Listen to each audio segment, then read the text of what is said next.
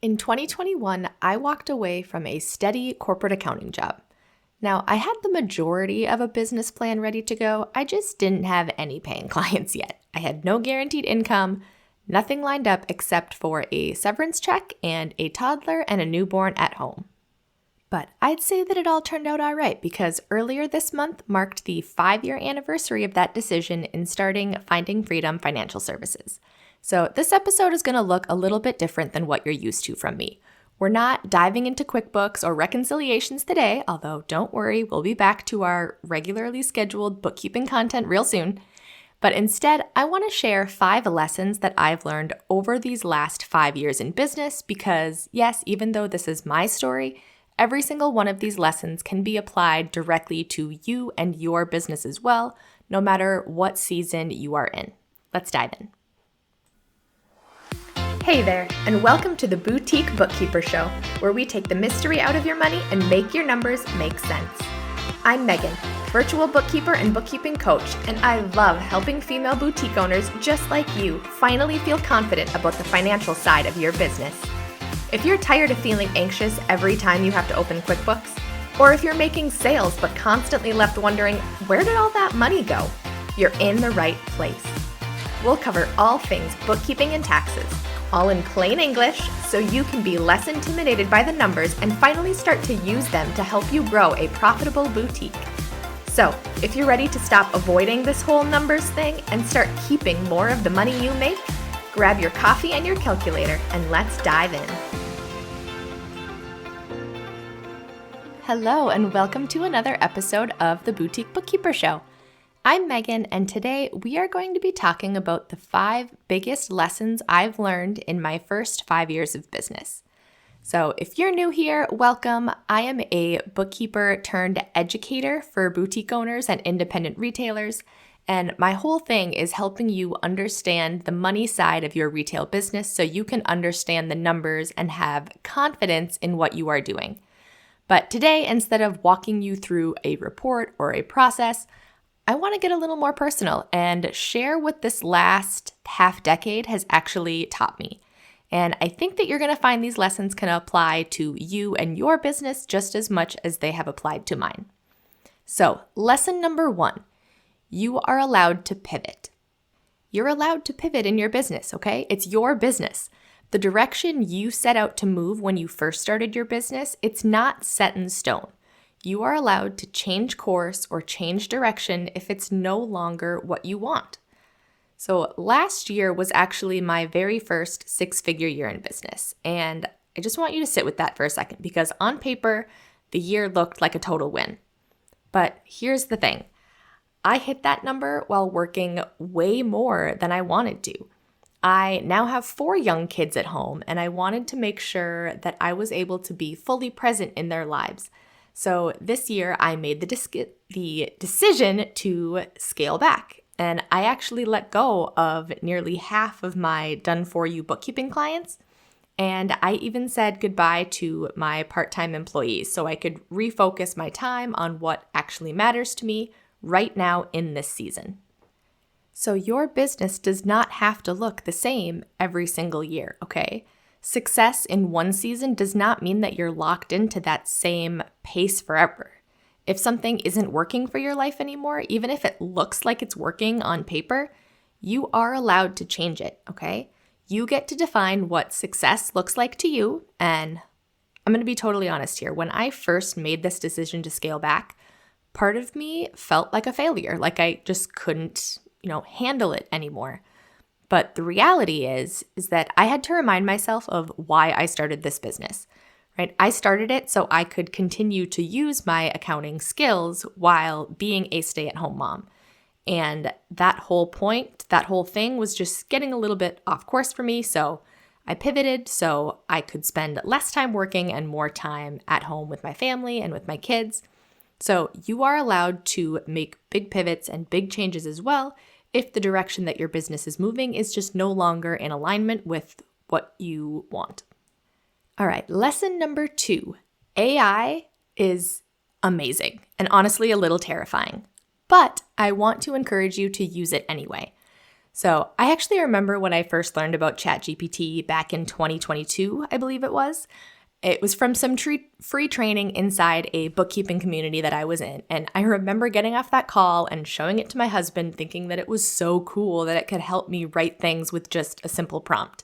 And he immediately signed up for himself. And one of the first tests he used it for was to write me a fantasy football inspired love note. But fast forward to now, AI has become so much more than just a simple chatbot. Over the past few months, I've started using it to create tools inside of Claude to build things that save me hours every single week. From things from, content creation and planning, I have even built tools that help speed up parts of my bookkeeping workflow. I will say here, since this podcast is usually about numbers, I'm just going to say this. I still never input real live financial data into any AI tool. I only work with redacted spreadsheets with no account numbers, no client names, no identifying information. So I just wanted to add that little warning or caveat there. But if you have been putting off learning these AI tools because they feel intimidating, I want you to just find one process in your business that takes longer than you'd like or that you just don't like doing it, and start playing around with Chat or Claude or Gemini and see if you can make it a little bit faster and a little bit less annoying, I'll say. Because I truly believe that business owners who learn to use these tools now are going to have a real edge later on. All right, lesson number 3.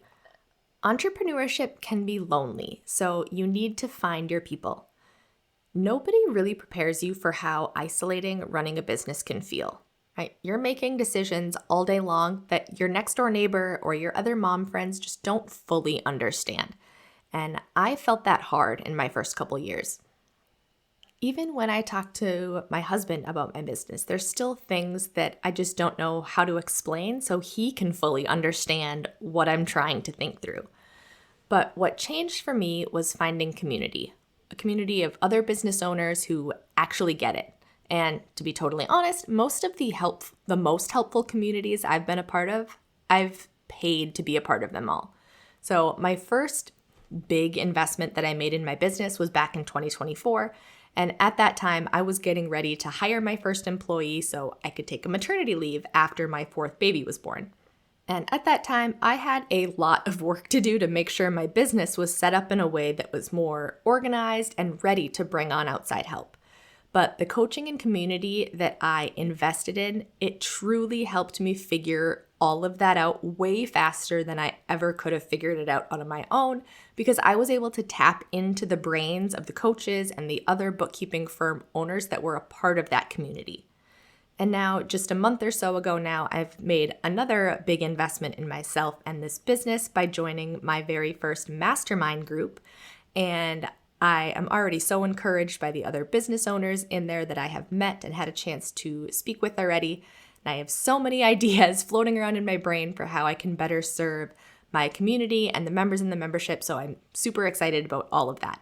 But all of that to say, if you are out there running your boutique and you're feeling like you're on this island, hear me out. You don't have to figure all of this out completely alone. Go and find other business owners who get the struggles that you are experiencing.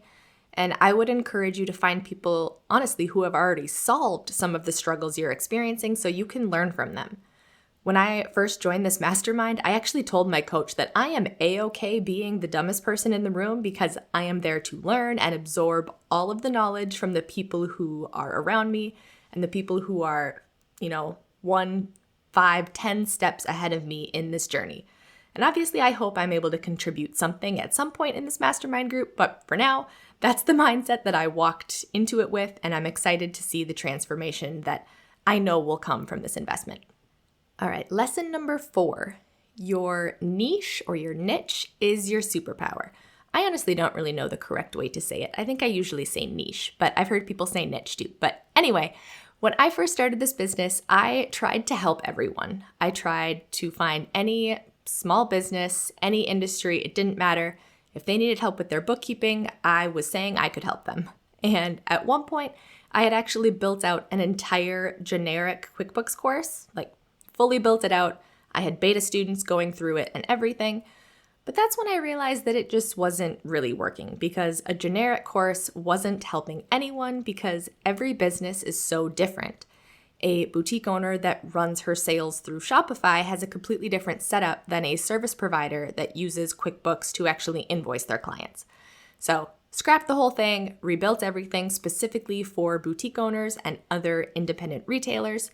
And the moment that I got specific is the moment that everything started changing for me in my business. So if you're trying to be everything for everyone in your boutique, I want you to start getting super specific about the one person you want to serve. Getting specific about who you serve and what you offer that person is not a limitation. It is your superpower, okay? Everything you buy should be for that one person. Everything you post should be for that one person to read, okay? Other people are going to see it. And if that person falls into your ideal client type, they're going to be able to resonate with that so much more in your messaging and your brand than if you were just speaking to the masses. All right, finally, we are at lesson number 5, which is know your why beyond just the money. So this is the one that I want to leave you with. I did not start this business just to make money. Yes, obviously that's part of it. Nobody ever starts a business to lose money. But when I left my corporate job, I wanted to still be able to contribute something financially for our family. And honestly, when I first started, my goal was to be able to take home $500 a month because that's what we would need to cover our health insurance that we lost through my previous employer. But more importantly, I mentioned this earlier, I started it so I could be present with my family and use these funds just to help provide and create experiences and memories for our kids. And once I realized that I was going to be able to make more than just that $500 a month in this business, I kind of reevaluated my why and added another layer on. And that was to be able to, not only provide these experiences and memories for our kids, but also to be able to give more financially to various ministries and nonprofit organizations that I'm passionate about. And I'm going to be honest, in business, there are days where business is hard. There's seasons where business is hard. But remembering and tapping into this why I started this business, it helps keep me motivated to keep going. So I would encourage you to connect your profit to the things that actually matter to you. So whether that's time with your kids or giving to something you care about or just building a life that feels like yours, the money stops being the goal and it starts being the tool. And that shift can kind of help change the mindset around how you run your business, and it can really help you stay motivated during those seasons where business and life is hard. But no matter what season your boutique is in right now, these 5 lessons apply. You are allowed to pivot in your business. Start embracing AI, even if it feels a little bit scary. Don't try to do everything alone. Find the people that understand and can help you move faster. Get specific about who you are serving in your business, and always, always know your why or your reason beyond just the money. If any of these lessons resonated with you, or if you've learned any lessons in your own journey, I would genuinely love to hear from you. Please come on over to Instagram and send me a DM at Finding Freedom Financial. I read every single message, I respond personally, and I would just be so grateful to hear from you. But that is all that I have for you today. Be sure to tune in next week for another episode. I'll see you there. Hey there, and thanks for hanging out with me today. I hope that I shared something that helped you feel just a little bit more confident in understanding all the numbers in your boutique business. If you found this helpful, don't forget to go and leave a rating and review on Apple Podcasts. That's the best way for other boutique owners just like you to find this podcast so I can help them feel just a little bit more confident in their numbers as well. If you have any questions about what you heard today, hop on over to Instagram and send me a DM at Finding Freedom Financial. I'll be back again real soon, but in the meantime, go implement or take action on something you learned today. I promise your future self will thank you.